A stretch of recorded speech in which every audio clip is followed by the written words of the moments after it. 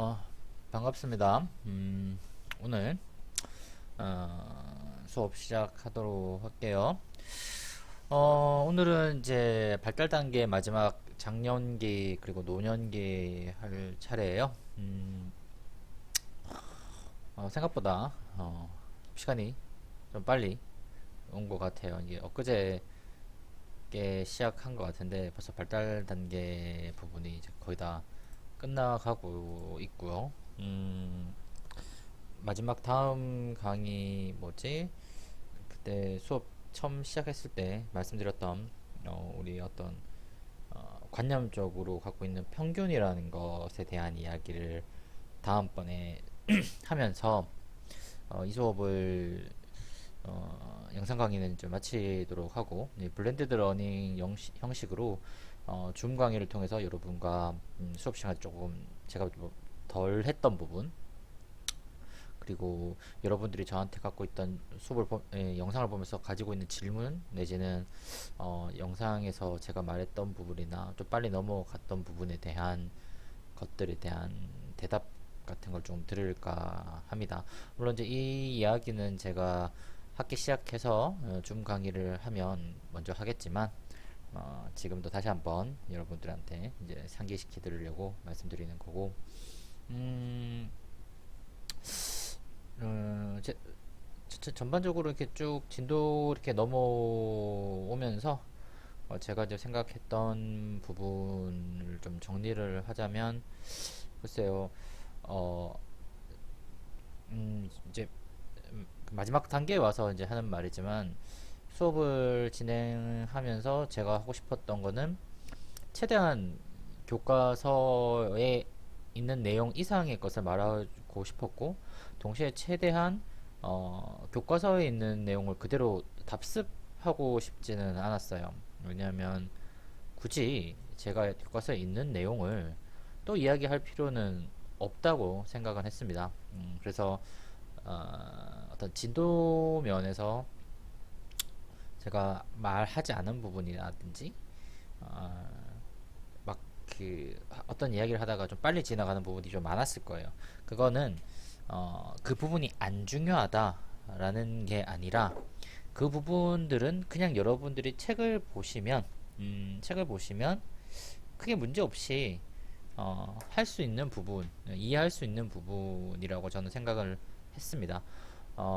그리고 다시 말하지만 어떤 그런 교과서적인 내용을 더 세부적인 내용을 알고 싶으신 친구들은 이 같은 단위의 강의가 유튜브에 굉장히 많습니다. 제가 아니더라도 저랑 비슷한 수업, 같은 동일 수업을 하시는 많은 선생님이 강의가 있으니 혹시라도 그 부분이 이해가 안 된다면 그 수업을 참고하시는 것도 하나의 방법일 수 있다고 저는 생각은 해요. 동시에 그 우리가 제가 제안 드리는 교과서 내지는 뭐 텍스트북 그 많이 있습니다. 우리나라에서 인간행동과 사회환경은 가장 기초 과목이기 때문에 제가 아는 교과서만 10여 종이 넘습니다. 예, 10여 종이 뭐 한 20여 종 넘는 것 같아요. 요즘 보면. 그러니까 그 중에 아무거나 보시면 돼요. 그냥 아무거나 보셔서 아무거나 읽으셔도 똑같아요. 왜냐하면 이거는 2급 시험 과목이기 때문에 그 시험 과목 틀이 정해져 있어요. 그래서 그 내용 범주를 잘 벗어나지를 않습니다. 그래서 그 내용을 여러분들이 조금 보시면 뭐 이렇게 좀 쉽지 않을까? 좀 빠진 부분에 대해서 보충이 되지 않을까라는 생각을 해봅니다. 그리고 제가 수업에서 하고 싶은 이야기는 그냥 제가 하고 싶은 이야기예요. 그러니까 이 파트를 보면서 제가 평소에 고민했던 내용, 교과서를 보면서 제 스스로 이런 생각은 해야 되지 않을까? 이게 좀 더 중요하지 않을까? 이건 좀 이상하지 않나? 라는 그런 나름의 반론, 이의 제기 같은 것들이 이게 주로 좀 담아 있다고 생각하시면 편할 것 같고, 그래서 때로는 교과서에 없는 내용이 뭐 때로는 아니지 거의 자주 거의 대부분 교과서에 없는 내용을 제가 주로 이야기를 했고 제가 수업 시간에 이렇게 오래 이야기했던 대부분의 것들은 시험에 나온 내용이 아닙니다. 그래서 제가 공부하면서 생각했던 내용을 좀 정리하고 이렇게 드리는 거기 때문에 여러분들이 좀 그렇게 좀 받아줬으면 좋겠어요. 선생님 이거 어, 교과서에 없고 그거 어떻게 공부를 해야 되나요? 라고 묻는 친구들이 있다면, 글쎄요. 1학년 과목이기 때문에 교과서에 없는 내용을 굳이 공부 안 하셔도 돼요. 왜냐면 교과서에 있는 내용만 공부하셔도 여러분들이 할 게 되게 많아요. 근데 그래도 내가 제가 말씀드렸던 이런 부분을 좀 공부하고 싶다라고 있는 친구들은 제가 이제 툭툭 내뱉는 말 중에 떤 선생님, 어떤 이론, 그러니까 그 이론을 구글 스칼라 같은 데서 찾아보세요. 이제 예를 들어서 뭐 이제 뭐가 있을까? 이런 거죠. 뭐 그래서 뭐 몰입 이론이다. 그러면 이게 몰입 이론 이렇게 처음 이렇게 볼게요. 이렇게 치면 나옵니다. 몰입 이론을 뭐 이렇게 쭉쭉쭉쭉 플로우 이렇게 막 있죠. 그럼 이렇게 구글 스칼라에서 이렇게 몰입 이론 이렇게 쳐심 이게 쳐 나오면 돼요. 뭐 아니면 뭐 지식, 무지, 인지, 뭐 미인지된 무지 뭐 이런 식으로 쳐버리면 제 끝 나오네요. 뭐 이런 것들이 논문들이 나옵니다. 그러니까 이런 거를 여러분들이 보시면서 이런 논문들을 보시면서 조금 지식을 조금 더 쌓아 올려 주셨으면 좋지 않을까라는 생각을 좀 들어요. 그러니까 지식을 찾아가는 단계 1번은 일단 여러분 탐색이에요. 여러분들이 탐색 기능 자체가 안 되시면 사실상 공부를 할 수가 없죠. 그러니까 이때까지 여러분들이 중고등학교 때까지 거의 대부분 탐색을 한 적이 거의 없어요. 이게 무슨 말이냐면 그냥 선생님들이 이거 봐 교과서 주고 학원 가서 이게 중요해라고 주니까 그냥 그것만 달달달 풀고 외우고 했기 때문에 여러분들은 공부라는 걸 탐색을 해본 적이 거의 없어요. 탐색이 뭔지도 잘 모르고. 그러니까 탐색이란 건 내가 필요한 걸 찾는 능력이에요. 그러니까 타인은 중요하지 않지만 적어도 나한테는 중요한 것들을 찾아가는 과정. 그 찾아가는 과정에 대한 노하우도 개인마다 쌓입니다. 예를 들어서 똑같은 논문을 검색하더라도 논문 검색 방법에 따라서 누구는 200개에서부터 시작하고 누구는 20개에서부터 하고 누구는 5개에서 시작하는 경우가 있어요. 전자가 좋을 수도 있고 후자가 좋을 수도 있습니다. 그냥 이러한 검색 방법에 따라서 여러분 탐색 능력 자체가 공부의 시작이에요. 그 탐색을 어떻게 하냐라고 저한테 물어보신다면 글쎄요. 저는 저 나름대로의 방법을 쓰기 때문에 저는 저 나름대로의 탐색 방법이 있어요. 그 방법을 쓰기 때문에 잠깐만 요거를 좀 고쳐야 되겠다. 청소년기가 아니죠? 갑자기 봤어. 작년기, 노년기입니다. 죄송합니다.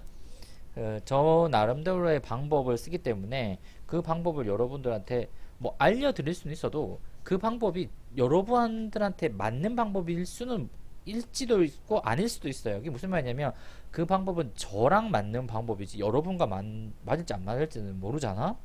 그래서 뭐 그런 이야기 좀 할게요. 어쨌든 진도 좀 나갑시다. 너무 많이 떠들었어.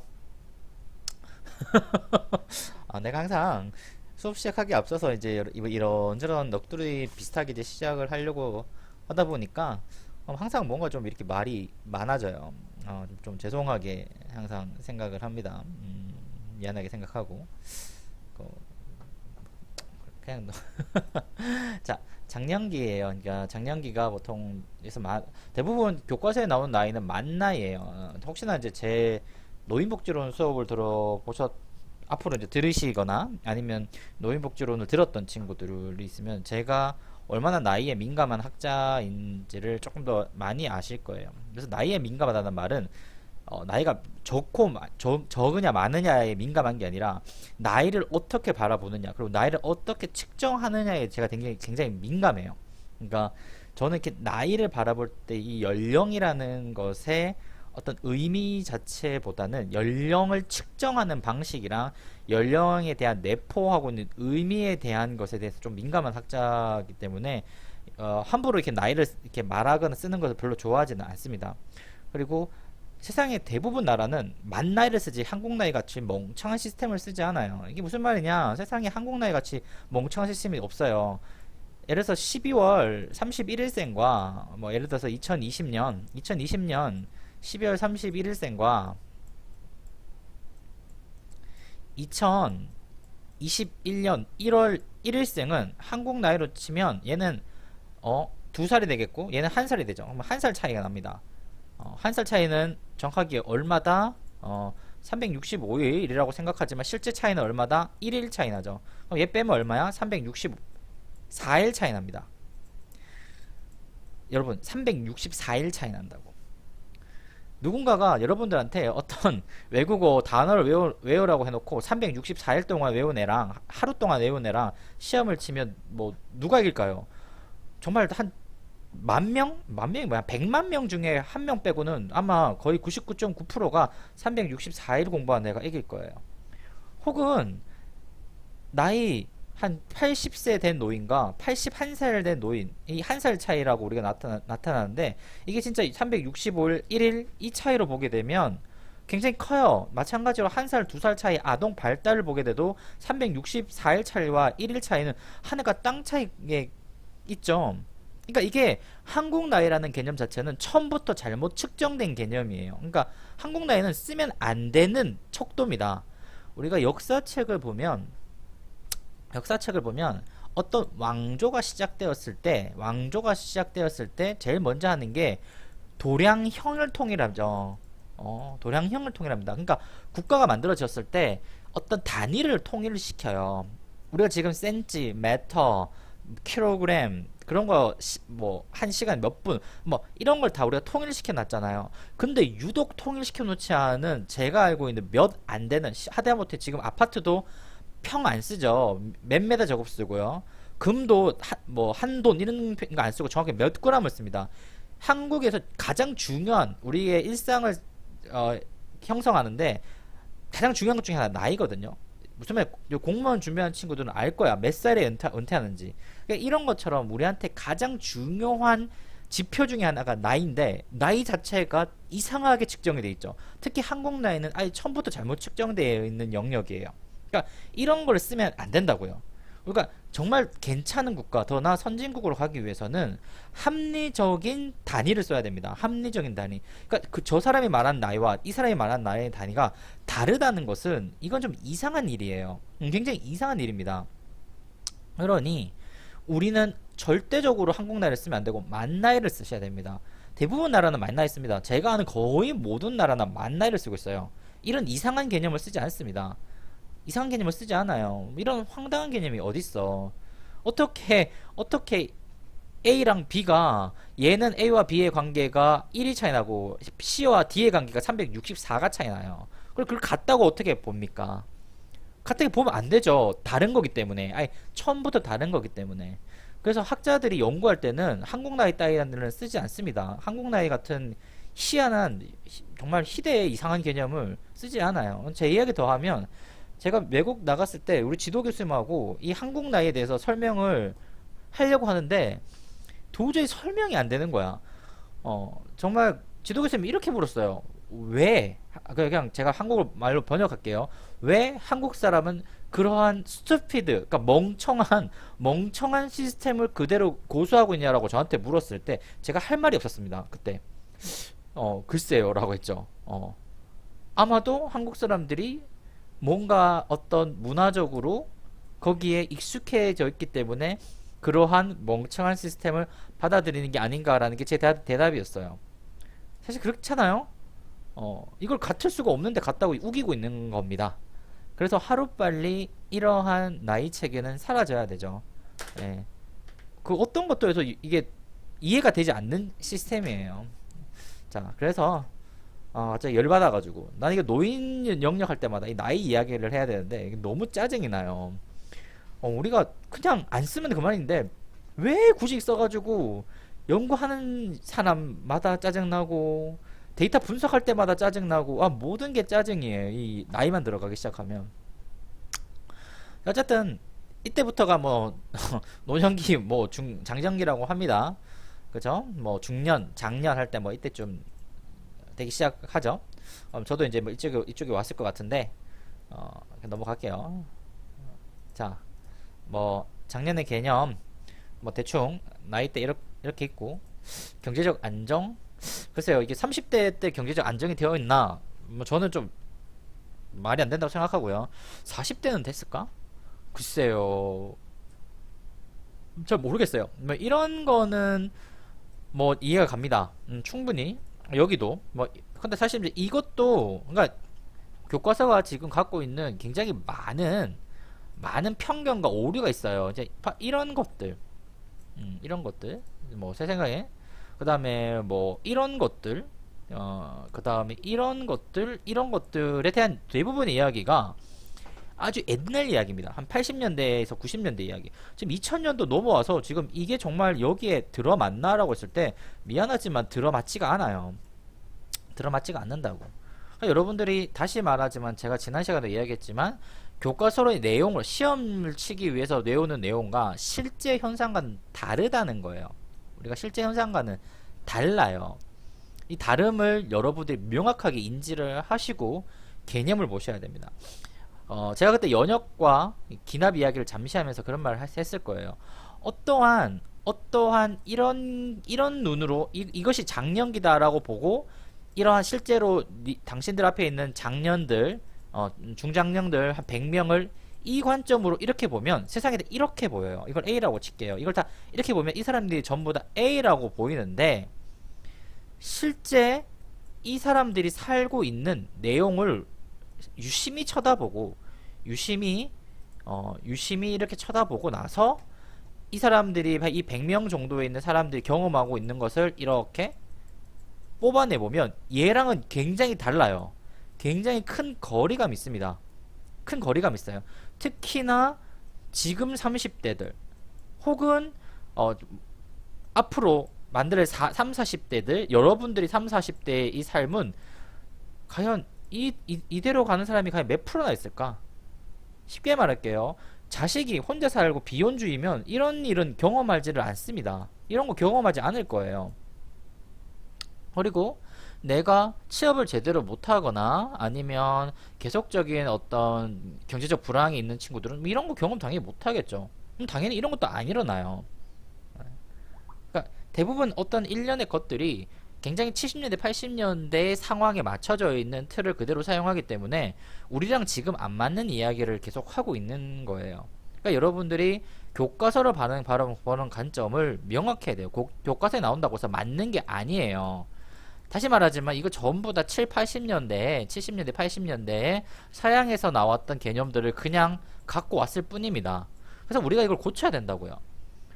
제가 그때도 말씀드렸지만 연구자들이 알아서 빨리 고쳐줘야 되는데 1번 게을러서 안 고치고 있거나 2번 고치고 싶어도 교육부가 이거를 막거나 아니면 그 교과서 위원회가 이걸 허용을 안 하기 때문에 우리가 지금 못 고치고 있는 거예요.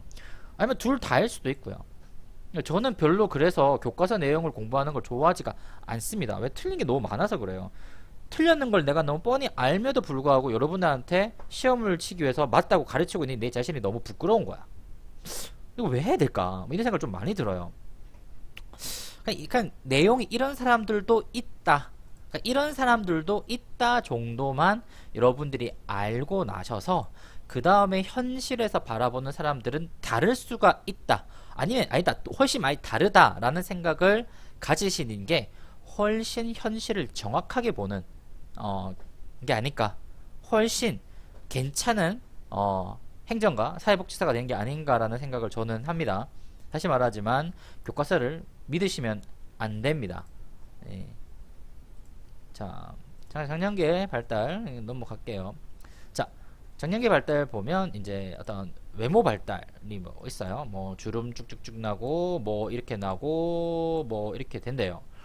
주름 TV에 나오는 40대 뭐 3, 40대 연예인 보면 주름이 있던가요? 없어요. 얼마나 의학이 발달됐는데 갑자기 이때 뜬금없이 주름이 막 생겨. 그죠? 있는 사람도 있고 없는 사람도 많습니다. 신진대사 저하는 좀 일어나는 것 같아요. 근데 이것도 사람마다 좀 다르고 이런 거는 어떤 질병에 관한 부분, 어떤 기능, 신체 기능의 어떤 저하 같은 경우에는 좀 상당히 좀 맞는 경우가 많아요. 이거는 어떤 아직까지 우리가 흔히 말하는 맞춤의학, 퍼스널라이즈 메디슨이 명확하게 이 파트에 대해서 성취가 있긴 하지만 이것을 어떤 질병이라든지 기능, 어떤 신체 기능의 저하까지 줄여주는 것까지는 아직까지는 우리 실생활에 좀 안 왔어요. 물론 이걸 하려고 하는 이 와중에 특히 코로나 터지고 나서서 이러한 발달 영역이 좀 많이 지체되고 있지 않은가라는 건 제 개인적 생각입니다. 성기능도 굉장히 많이 저하됩니다.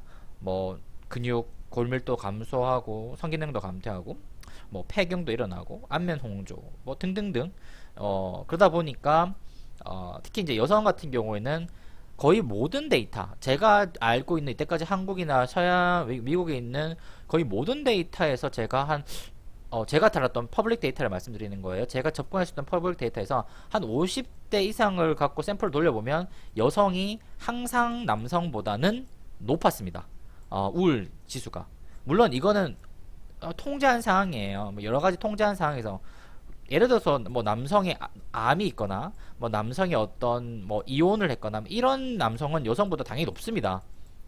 근데 이런 것을 다 통제하고 난 상황에서 남녀의 비교를 하면 우울 지수는 여성이 거의 항상 높게 나와요. 네. 모르겠습니다. 시간이 한 몇십 년 더 지나면 이거 바뀔 수도 있진 않을까 생각은 하지만, 기본적으로는 여성이 좀 더 멘탈 프로블럼이 좀 있지 않을까라는 게 제가 봤던 거의 모든 데이터. 아마 여러분들이 통계를 좀 잘하시는 친구 있다면 뭐 복지 패널이라든지 고령화 패널이라든지 뭐 이런 류의 패널들을 한번 데이터를 거기 전부 다 디프레션이나 디프레시브 심토마톨로지가 있거든요. 그러니까 거기 데이터를 한번 돌려보시면 제가 지금 말씀드렸던 자료를 지난 한 10여 년간 10여 년이 뭐야 더 넘지 한 15년 17년 자료가 있는데 그쪽 데이터를 열어서 한번 돌려보시면 지금 제가 말씀드렸던 이 결과를 다 찾아보실 수가 있을 겁니다. 그리고 자 그다음에 신체 발달 보면 뭐 이런 것들이 감퇴된다고 하고 후각이 제일 그대로 유지가 된다고 하네요. 그래서 우리가 아마 계속해서 어떤 맛집 탐방을 하지 않을까라는 생각을 해요. 이게 무슨 말이냐면 아시다시피 후각이 미각하고 굉장히 연동되어 있죠. 후각과 미각이 굉장히 연동되어 있어요. 그래서 요 후각이 좀 유지된다는 말은 사실상 미각이 어느 정도 떨어져도 후각이 받쳐주지 않을까. 그래서 많은 사람들이 아주 늙은 나이에서도 나이가 고령화되면서도 후각이 살아있기 때문에 어떤 다른 시각, 청각 이런 것보다 후각이 민감하다 보니까 음식이라든지 뭐 이런 거에 대해서 굉장히 좀 우리가 아직도 계속 많이 선호하고 있지 않을까라는 생각을 좀 가져봅니다. 참 그런 생각 좀 한 번씩 해요. 한 5, 6년? 이제 좀 됐는 것 같은데 한 2014, 15년 이후로 TV나 여러가지 에서 먹방 같은 게 참 많이 하죠. 먹는 음식에 대한 여러가지 프로그램들도 많이 나오고 했는데 뭐 맛있는 음식 찾아가서 먹는 거 좋죠. 소개해 주는 것도 되게 좋은데 저는 조금 조심스러워야 된다는 생각도 한 번씩 해요. 이게 뭐가 조심스러워야 되냐면 특히 제가 어떤 먹는 방송 중에 별로 안 좋아하거나 더 약간 심하면 약간 혐오하는 방송이 뭐냐면 많이 먹는 방송을 좀 싫어합니다. 맛있는 거 찾아서 먹고 뭐 맛있는 거 어떤 특이한 거 찾아 먹는 것까지는 뭐 좋아요. 저런 것도 있구나. 우리가 몰랐던 것도 있구나. 저런 것 음식도 뭐 먹을 수 있구나. 대표적으로 벌레 같은 거요. 우리가 슈퍼푸드죠. 미래 음식 중에 단백질 공급원으로서 벌레를 많이 이용하는데 벌레 같은 음식을 뭐 맛 같은 거 좀 저는 괜찮다고 생각해요. 근데 그걸 다 떠나서 어떤 음식을 많이 먹는 것에 대해서는 굉장히 좀 조심을 해야 됩니다. 이 음식을 많이 먹는 거는 기본적으로 굉장히 위험해요. 일단 건강 자체에 굉장히 위험합니다. 뭐 어떤 형태든 뭐 자기가 운동을 통해서도 조절한다고 하지만 수많은 어떤 의학 정보라든지 의학 저널이라든지에서 많이 먹는 것에 대해서 건강에 좋다고 한 거는 거의 없어요. 뭐 제가 아는 상 거의 없다고 보면 저는 알고 있거든요. 뭐 특이한 자료가 있는지 모르겠지만 많이 먹는 것에 대해서 좋지 않고 두 번째 복지적인 측면에서 오늘 하루하루에도 굶어서 하루 밥을 못 먹는 굶어서 죽어가는 사람들도 전 세계적으로 보면 많고 한국에서도 음식 급식을 제대로 못하면 굶은 친구들 굶거나 못 먹는 친구들이나 어르신들이나 이런 분이 굉장히 많은데 한쪽에서는 음식을 얼마나 많이 먹기 대회를 하고 있다는 걸 보면서 어, 뭐라고 할까, 저는 좀 비참함을 느껴요. 이런 걸 보면서 뭔가 비참함을 느낍니다. 여기에서 저는 이런 걸 보면서 저 사람에 대한 어떤 이런 행동에 대한 존엄을 느낄 수가 없어요. 그냥 재미는 있을 수 있겠죠. 엄청 많이 먹네. 와, 대박이다. 뭐 재미는 있을 수 있어요. 그 재미의 가치를 부여하고 돈을 버는 거 뭐 괜찮습니다만, 최소한 저는 여기에 어떤 존엄성을 찾아보기가 너무 힘드네요. 그런 것보다는 차라리 뭐 우리가 몰랐던 음식점을 찾아서 이 집 음식 잘한다, 홍보해 주세요, 뭐 이런 것까지는 괜찮아요. 신기한 음식 있으니까 한번 먹어보고 미래의 식량 자원으로서 어떨까요? 뭐 그것도 괜찮은데, 그냥 무작정 많이 먹고 나 많이 먹어요, 많이 먹어도 살 안 찌니까 어때요, 이렇게 보여주는 건 글쎄요. 한 명의 개인으로 봤을 때 이 건강에 대한 위험, 빨간 신호가 보이는 기도 하고, 두 번째, 이 빈곤에서 밥 못 먹고 있는 수많은 사람들한테 그런 모습을 보이는 건 너무 좀 마음이 아플 것 같아요. 네. 좀 그런 생각이 좀 많이 듭니다. 글쎄요. 뭐 각자 인생은 있으니까.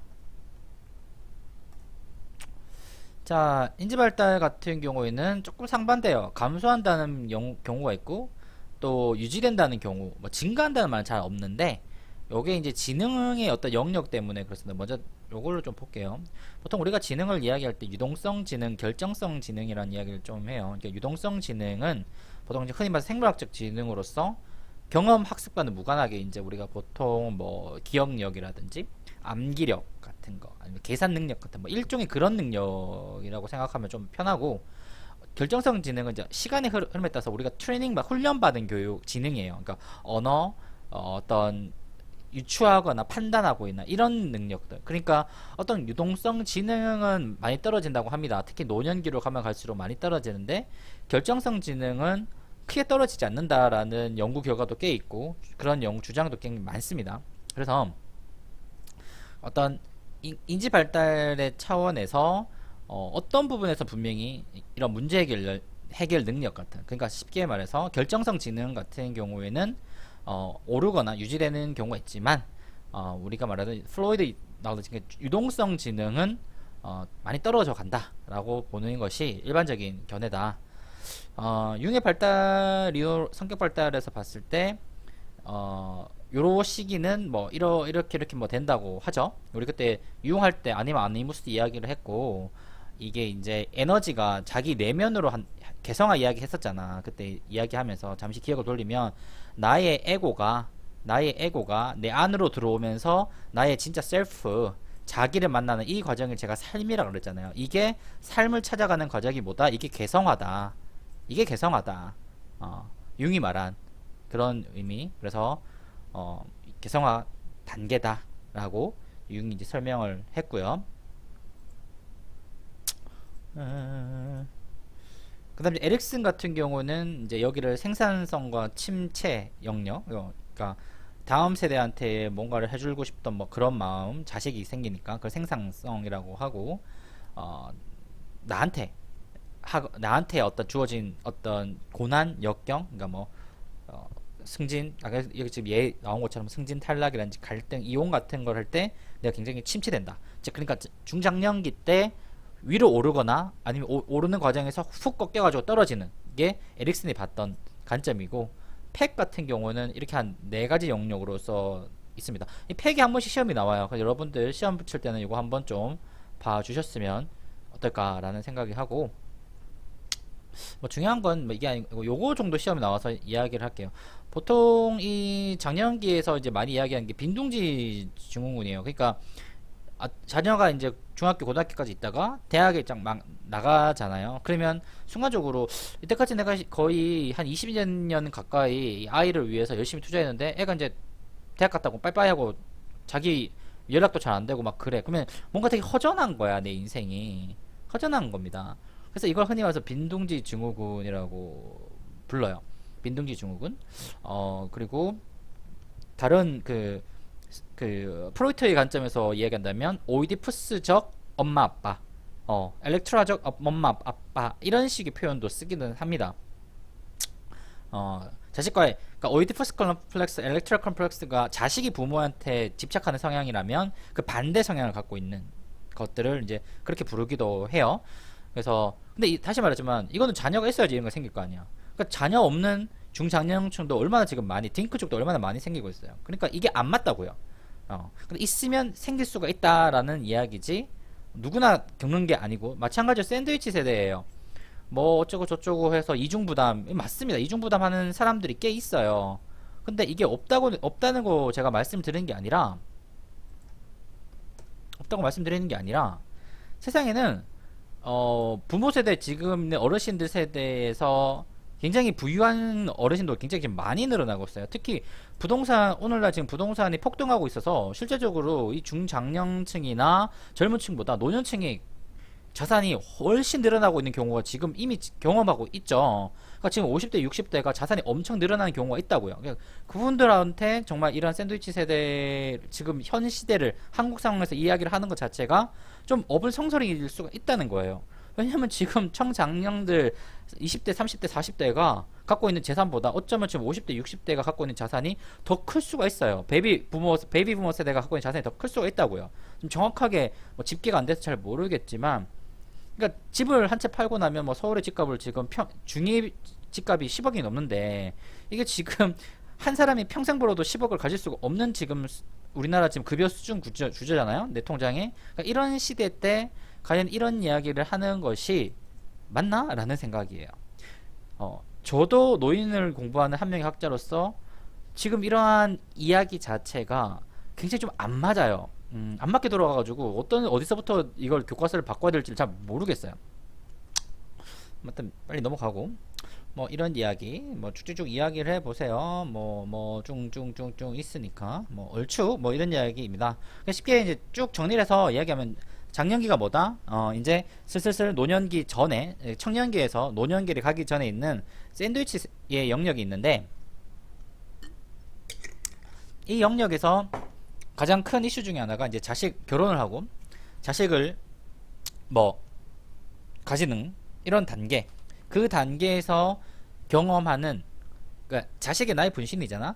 자식이라는 어떤 양육을 하면서 느끼는 자식에 대한 나의 어떤 감정, 생각과 동시에 나라는 인간이 가정과 사회에서 경험하는 또 다른 나, 그러한 여러 가지 나가 굉장히 복합적으로 얽히는 시기가 저는 요 시기인 것 같아요. 뭐 자식이 있든 없든 취업을 하든 안 하든 사회에서 바라보는 나와 내 안에 내가 바라보는 나, 그리고 자식이 있다면 자식의 관점에서 바라보는 나, 이런 최소한 세 가지 이상의 나가 뒤엉키면서 겪게 되는 여러 가지 어떤 갈등들, 경험들, 혼란들, 고민들이 이 성인 후기 때, 장년기 때 가장 큰 이슈.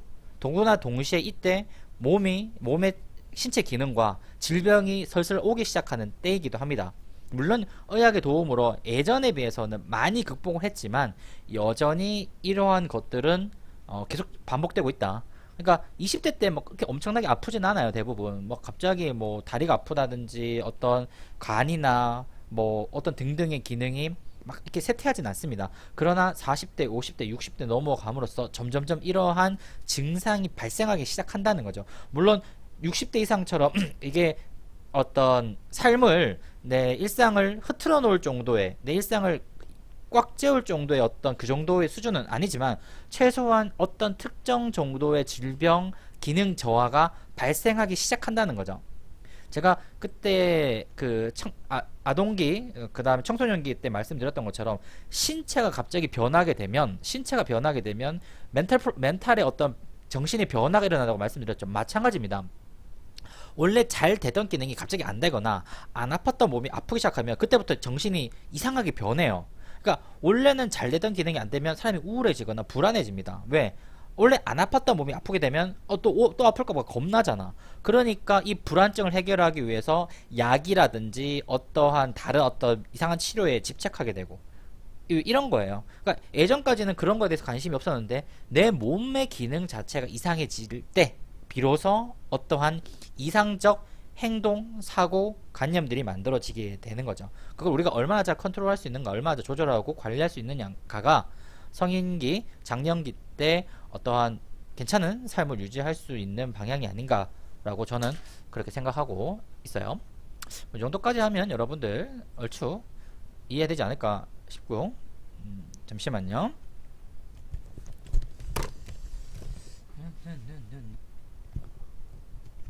네, 갑자기 안경이 좀 이상해져가지고. 자, 노년기입니다. 드디어 여러분 마지막 그 교과서 영역에서는 마지막 파트 왔어요. 참 장년기 넘어서 이제 노년기 이야기를 해보도록 하겠습니다. 자, 노년기. 제 주 전공이기도 하고 제 주 전공이기도 하고 실제적으로 우리 학과에 이제 노인복지론이 수업이 있습니다. 아마 4학년 과목으로 측정되어 있는데 노년기 이 자체가 이제 한 학기 분량이다 보니까 이거를 이렇게 단순하게 한 챕터 안에서 이렇게 빨리 이야기하는 것 자체가 사실상 제 입장에서는 조금 너무 주마간산하는 게 아닐까라는 생각이 좀 들기도 하고요. 혹시나 제가 여기서 좀 많이 못했던 내용이라든지 아니면 이 노인복지론 노인에 대해서 조금 더 아시고 싶은 친구들은 3, 4학년 때 노인복지론 수업을 듣는 것을 좀 추천해 드릴게요. 그리고 한국에서 노인복지론은 굉장히 중요한 위치에 좀 차지합니다. 다른 어떤 영역보다. 왜 그러냐면 이제 이 예산을 보면 정부의 예산 우리나라 사회복지 예산을 보면 사회복지 예산이 기본적으로 거의 대부분이 보조금으로 운영됩니다. 국가 보조금으로 운영돼요. 매칭 펀드인 국가 보조금으로 운영되는데 이건 내용을 잘 몰라도 돼요. 이 조금 더 전문적인 내용은 이재원 교수님의 사회복지 행정론이라든지 지방재정론 같은 수업을 들으면 여러분들 조금 더 명확하게 알 수 있으실 거예요. 보통 보조금으로 운영되는데 이 보조금의 지금 정확하게 비율이 계산 안 나는데 제 기억이 거의 40에서 50% 정도인가가 제 기억에는 노인복지에 들어가는 돈입니다. 그러니까 우리나라에서 사회복지 비용이 거의 한 절반 가까이 되는 돈이 전부 다 노인복지로 다 가버려요. 실제적으로 우리나라 복지 프로그램에서의 재정은 노인복지에서 따라 왔다 갔다 합니다. 대표적으로 노인복지 가장 큰 프로그램이 기초연금, 장기요양, 그 다음에 지금은 맞춤 돌봄 뭐 이런 영역이 있거든요. 노인 일자리 사업 또 뭐 있을까? 큰 단위 큰 게 그 다음에 이 정도쯤 있는 것 같은데, 그러니까 이런 사업들 자체가 규모가 원체 크기 때문에 이 규모 자체가 실제로 국기초보다 더 큽니다. 보시면, 그러니까 이 정도로 큰 사업이기 때문에 노인복지론을 이야기하지 않고는 우리나라 사회복지 자체를 아예 이야기할 수가 없어요.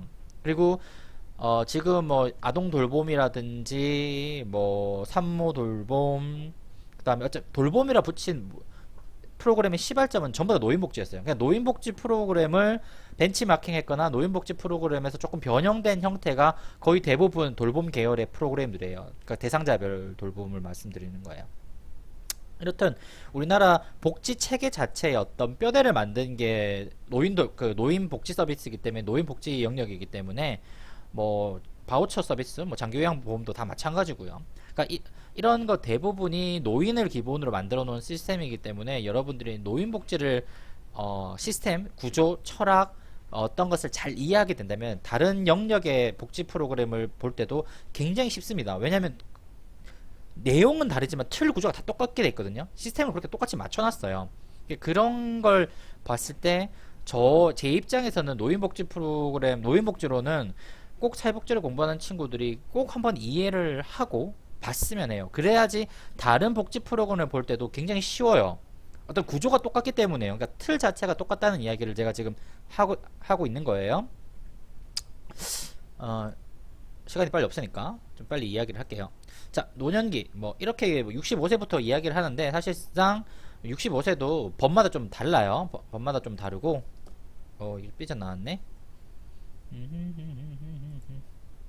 자, 법마다 좀 다르고, 뭐 가장 중요한 시험에 나오는 게 사고입니다. 빈공고, 병고, 고독고, 무이고, 역할이 없는 무이고. 이게 그냥 네 가지 이야기. 그러니까 네 가지 고통이 있다. 빈곤한 고통, 아픈 고통, 혼자서 고독해 있는 고통, 아무것도 할 게 없는 고통. 이것을 이제 이걸 무이고라고 불러요.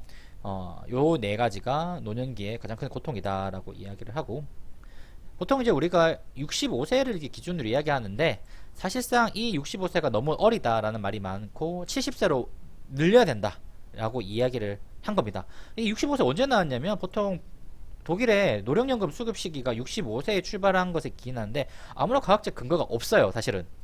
그러니까 생각해봐. 1883년에 독일의 평균 연령이 언제 많이 죽었을까? 나는 이거 65세 아니라고 생각해. 거의 60 초반에 죽었어요. 이게 한마디로 무슨 말이냐?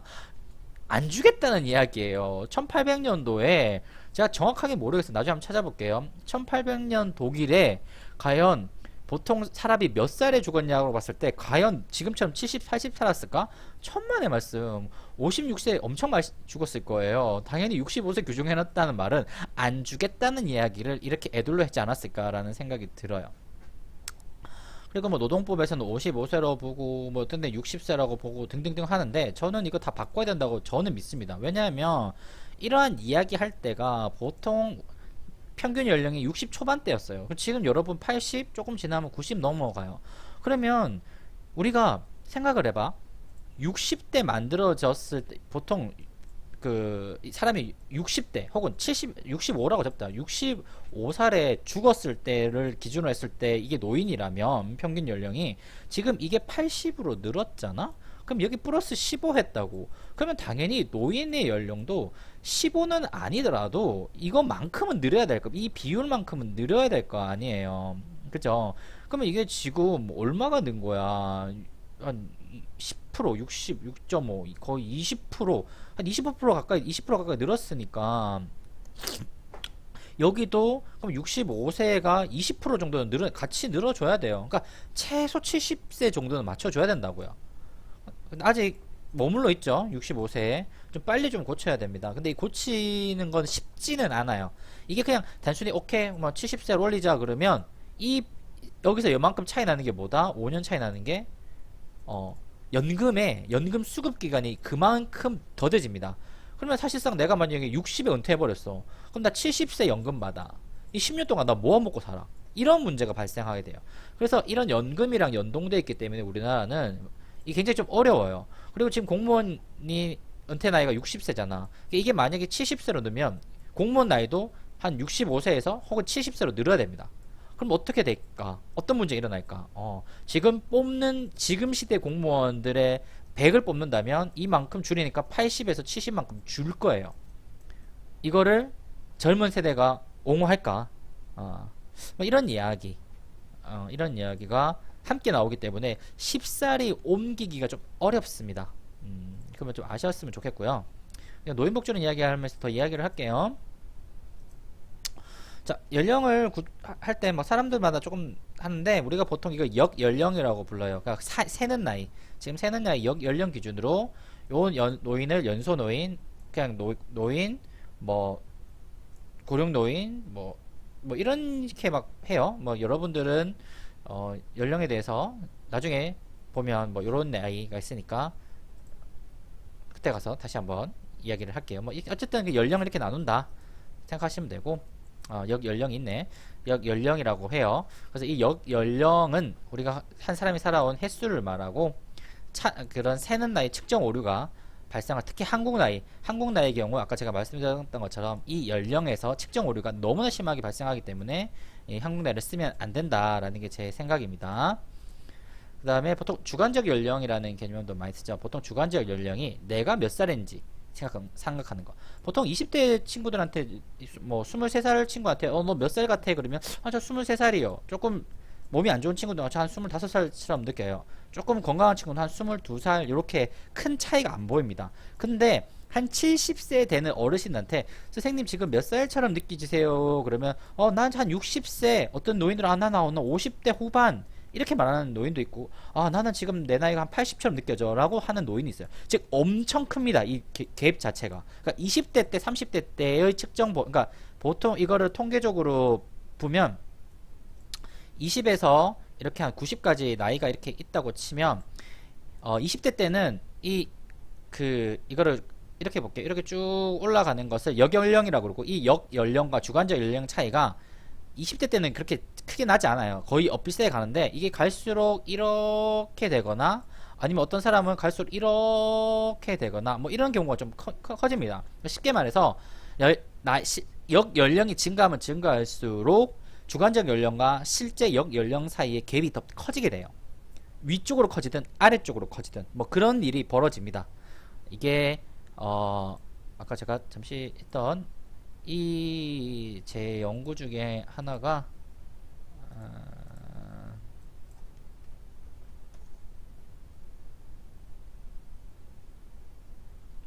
잠시만요.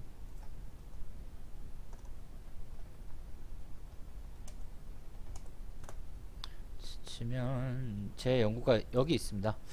여기 보면 노년기 주관적 연령과 건강노후의 관계 뭐 쭉쭉쭉 있어요. 요 연구가 보통 그 연구를 좀 대변한다고 보거든요.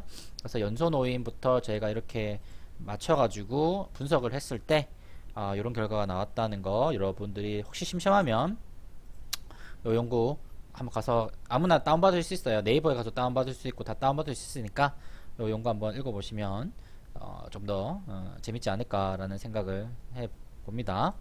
자, 다시 돌아와서 뭐 신체 발달에요. 뭐 대부분 아시겠지만 늙어간다는 것은 신체가 늙어간다는 거예요. 그리고 신체가 늙어가지 않았으면 사실 이런 노화가 큰 의미가 없었는데, 노화를 이야기하는 게 신체가 일단은 주름, 뭐 여러 가지 피부, 청각, 시각 같은 대부분의 것들이 저하되고 있고, 치아, 뼈, 뭐 이런 생리적 현상 같은 것도 굉장히 기능을 저하하고 있죠. 인지도 굉장히 느려집니다. 인지도 느려지지만 중요한 거는 장기 기억을 유지하는 경우가 많아요. 그러니까 치매에 걸리신 어르신들하고 대화를 하거나 그 연구를 보면 20대 때, 10대 때, 더 나아서 뭐 초등학교 때, 뭐 두세 살, 5살, 6살, 7살, 8살 때 기억은 오히려 하지만 1년 전, 6개월 전, 3개월 전 것을 기억 못하는 경우가 굉장히 많다고 해요. 그러니까 그런 걸 보면 우리에게 뇌가 갖고 있는 좀 특이한 재밌는, 어쩌면 신비로운 현상이 아닌가라는 생각이 좀 들었어요. 뭐 이런 거 좀 읽어보세요. 뭐 노령의 발달 과정은 뭐 이렇게 있고, 보통 역할 유형 변화 이런 거 좀 시험에 한번 나오더라고.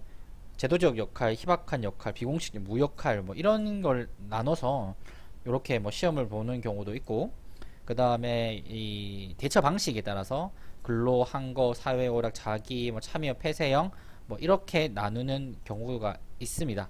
그리고 아동과 자신의 어떤 손자녀와의 관계에서 이렇게 형을 나누기도 해요. 뭐 이거 각각 뭐 여러 개 다 시험에 나오는데, 특히나 이제 요게 좀 시험에 많이 나오는 편이라서 정리해 놨어요. 여러분 한번 읽어 보시면 되겠고, 이제 은퇴 같은 경우에는 좀 은퇴는 할 말이 좀 많은데 좀 짧게 정리해서 말하자면, 일상에 있어서 그 발달 단계, 노년기 발달 단계 뭐 50부터 시작해서 여기서 한 90까지라고 치자. 이 발달 단계에서 이 은퇴라는 개념이 굉장히 큽니다. 은퇴라는 개념이, 이거는 결혼을 한 사람이든 안 한 사람이, 배우자가 있든 없든 다 중요해요. 그러니까 내가 배우자가 없이 그냥 일을 하는 사람조차도 이 은퇴는 예를 들어서 여기 우울이라고, 뭐 우울 혹은 건강 했을 때 이 은퇴를 경험하고 나서 다 이렇게 떨어져요. 혹은 건강의 측면, 우울 같은 측면에 이렇게 있다가 갑자기 이렇게 증가하게 됩니다. 물론 어느 시점에서는 다시 떨어지기도 하고 그 원래 수준까지 유지되는 사람도 있긴 하지만, 어쨌든 이게 안 좋아지거나 더 올라가거나 이런 경우가 일어나요. 뭐 사람 간의 관계도 대부분 그래요. 사람 간의 관계도 소셜 네트워크도 이 정도 유지되다가 은퇴 후에 훅 떨어지는 경우도 많고요. 또 뭐가 있을까? 소득 수준도 마찬가지죠. 소득 수준도 여기까지 유지되다가 이렇게 떨어지는 경우. 그러니까 배우자가 있다고 치더라도 배우자의 은퇴에 따라서 가구 소득도 다 이런 식으로 진행이 되거든요. 그러니까 우리 특히 한국에서의 은퇴는, 특히 남성 노인한테 은퇴는 굉장히 큰 인생의 어떤 큰 이벤트예요. 그래서 은퇴를 어떻게 관리하느냐가 굉장히 큰 노화, 노년기에 중요한 요소지 않을까. 특히나 이제 부부 관계에서도 마찬가지입니다. 아주 긴 시간 동안 우리 생각해봐. 한국 같은 경우는 노동 시간이 길었기 때문에 부부가 사실상 함께 시간을 보내고 취미생활을 함께하고 삶을 공유하는 시간과 공간이 작았어요. 근데 이게 갑자기 원래는 이 평소 시에는 10밖에 안 되다가 은퇴 후에 갑자기 이게 100으로 늘어. 이 90이 긍정적인 기능을 하는 것보다 부정적 기능을 하는 게 훨씬 많다고 해요. 지금 대부분 지금 이게 어디서 나오냐면 코로나 이후에 가정폭력이라든지 부부싸움이 훨씬 늘었다고 합니다. 왜? 원래는 이 시간이 있다가 이렇게 늘어나 보니까 이 두 부부가 적응을 못하고 있는 거예요. 근데 이건 은퇴 이후에도 일어날 이야기입니다. 코로나뿐만 아니라 은퇴 이후에도 일어나요. 그러니까 은퇴 이후에 갑자기 늘어난 시간에 대해서 적응을 못하는 사람들, 적응을 못하는 부부들이 많이 일어난다는 거죠. 그런 이야기 잠시 해봤어요. 또 에릭슨 나오죠. 에릭슨은 너무 지겨워. 맨날 나와. 자아통합, 절망 뭐 이렇게 한다고 해요. 알겠어. 팩도 또 나와요. 뭐 역할 몰두. 네, 열심히 보시면 되겠습니다. 헤빙거스트도 또 나옵니다. 뭐 이렇게 한다고 합니다. 알겠어요. 이론 이야기 조금 하고 수업을 빨리 마치도록 할게요. 자, 보통 노화를 설명하는 수많은 이론도 있어요. 이거 말고도 한 10여 개가 있습니다. 근데 잠시 제가 이거 이렇게 한 두세 가지만 이렇게 한 두 가지만 놨던 거는 이 이론들이 가장 이제 대표적인 이론이라서 그래요. 보통 이제 분리 이론이 있고 활동 이론이 좀 대비되는 성격이라서 갖고 왔는데, 분리 이론 같은 경우에는 물러남으로써 이게 사회적 관심을 감소하고, 그러니까 어떤 인생에 있어서 점점점 함으로써 떨어짐으로써 삶을 이렇게 조용히 마친다라는 관점이에요. 그래서 이게 분리이론이 별로 기분이 안 좋죠. 아니, 내가 은퇴했다고 해서 내가 왜 사회에서 떨어져야 되고 사람들과 어떤 자원의 접근과 또 욕구로부터 분리돼야 되냐라고 이야기를 할 때 싫잖아, 우리가. 그럼에도 이 분리이론이 힘을 아직까지 생존하고 있는 이유 중에 하나가 아까 제가 말씀드렸던 은퇴 때문이에요. 이 은퇴가 기본적으로 분리이론의 토대를 갖고 있어요. 은퇴를 왜 하냐? 분리이론의 관점을 보는 거예요. 어느 시점 되면 이제 사회에서 분리하는 것이 맞지 않느냐, 그래야지 당신도 좋고 후세도 좋지 않냐, 은연중에 이 관점을 은퇴가 갖고 있거든요. 그러니까 은퇴가 분리이론을 아직까지 분리이론이 살아남는 여러가지 이유 중에 하나가 이 은퇴에 대한 관점 때문에 그래요. 어느 날 노년학이나 어떤 레저나 아니면 노인 일자리 같은 거 연구한 학자들은 대부분 꽤나 많이 이런 이론을 선호하죠. 활동 이론, 뭐 지속성 이론, 역할 이론, 이런 이론들을 선호합니다. 왜냐? 어떠한 장년기, 노년기에도 능동적인 생활 양식 같은 것들이 노년기에 어떤 건강, 뭐 우울, 삶의 만족에도 긍정적인 영향을 미친다. 즉, 활동하는 노인, 움직이는 노인, 참여하는 노인, 이런 노인들이 더 건강하게, 안 아프게 늙어갈 것이다 라는 단서를 그런 우리한테 관념을 주기 때문에 이런 활동 이론을 굉장히 많이 좋아합니다. 이런 게 있다고 설명하고, 보통 이제 어느 정도 되면 죽음을 와 닿잖아요. 제가 노인복지로는 강의를 하게 되면 첫 시간에 이런 말을 합니다. 노화라는 것은 죽음을 연구하는 것이다, 죽음을 바라보는 것이다 라고 이야기를 해요. 우리는 태어나면서부터 죽으러 가는 과정이죠. 우리는 죽으러 가는 거예요. 누구나 안 죽는 사람이 없고 태어나면서부터 죽으러 가는 거예요. 근데 이 죽으러 가는 과정을 어떻게 받아들일 것인가에 대한 논의가 필요하다고 하고, 보통 큐러스 모델은 보통 이런 단계를 거친다고 해요. 부인, 분노, 협상, 우울, 수용 단계. 저번에 영화 뭐였지? 그 마블 영화 중에 하나, 맨날 그 영화 이름을 까먹어. 마블 영화 중에 안 죽는 영웅 있잖아. 뭐지? 안 죽는 영웅? 그 좀 이상하게 하는 영웅 있었는데. 예. 데드풀. 맞아, 데드풀. 데드풀 데드풀 영화, 데드풀 보면 데드풀이 막 어떤 드립 치다가 이 큐블러스 로스 모델 이야기를 해요. 여러분 혹시나 이제 데드풀 아마 2일 거예요. 제 기억에 아마 그 데드풀 2일 건데, 여러분 데드풀 2 보다가 큐블러스 로스 모델을 이야기하면 아 그때 그 말이구나 라고 생각하시면 돼요. 그때 이제 뭐 이야기하다가 뭐 나왔어요. 여튼간에 어느 영역에서 뭐 사람이 이제 보통 어떤 질병에 걸렸거나 죽는다는 거 봤을 때 받아들이지 않고 왜 하필 나에 대한 분노를 하고, 그리고 어떤 뭐라고 할까, 여기 말한 것처럼 불가사의한 희함, 뭐 종교가 되었든 뭐가 되었든 협상하고 우울하고 수용하는 그런 단계. 사실 한국 영화에서 요런 영화 요런 모형이 나오는, 비슷하게 나오는 게 뭐냐면 영화 밀양이에요. 밀양에서 전도연이 보여주는 어떤 행태가, 모습들이 큐블러스 로스 모형에서 말하는 어떤 단계를 100%는 아니지만 꽤나 많이 보여준다고 저는 보거든요. 여러분 한번 시간 되면 영화 밀양을 한번 보는 걸 추천드립니다. 송강호와 전도연의 영화죠. 뭐 요것도 한번 굉장히 괜찮지 않을까 싶어요. 뭐 뒷부분 그냥 읽어 보셨으면 좋겠어요. 뭐 이런 게 있다 정도. 자, 수업 좀 정리를 좀 할게요. 수업을 정리를 좀 할게요.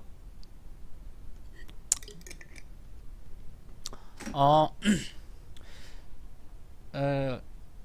오늘 내용뿐만 아니라 통합적으로 정리를 좀 하고자 합니다. 오늘 내용은 작년기에서부터 노년기까지의 수업 그 발달 과정에 대해서 쭉 한번 맛배기 삼아 이렇게 훑어본 거고요. 자세한 내용은 PPT랑 교과서, 그 다음에 여러가지 머티리얼을 여러분이 알아서 찾아서 잘 보도록 하셨으면 좋겠어요. 뭐 이걸 달달달 외운다고 해서 이거를 잘 안 수가 없고, 더 중요한 거는 만약에 내가 장년기가 되었을 때, 만약에 내가 노년기가 됐을 때 나는 어떻게 살아갈 것인가 스스로 질문을 던지는 게 되게 중요하다고 저는 생각은 해요. 동시에 그 질문에 내가 그런 질문을 던지고 나서 내 주위에 있는 사람들을 한번 다시 보세요.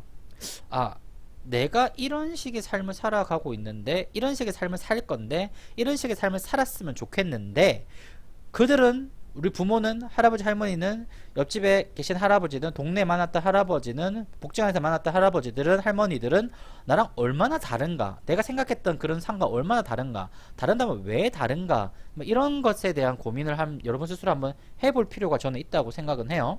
왜? 어차피 여러분도 늙을 거니까. 수많은 사회복지 영역 중에서 노인복지가 왜 사람들한테 이토록 많은 관심과 재원과 자원과 정책이 일어나냐면 누구나 노화에 피할 수가 없기 때문이에요.